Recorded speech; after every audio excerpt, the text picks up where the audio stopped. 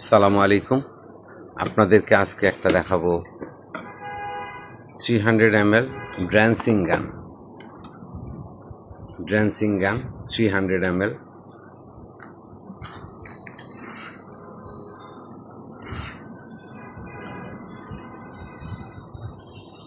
গরু মহিষকে লিকুইড ঔষধ খাওয়ানোর জন্য এই ড্রেন্সিং গানটা খুবই কার্যকরী।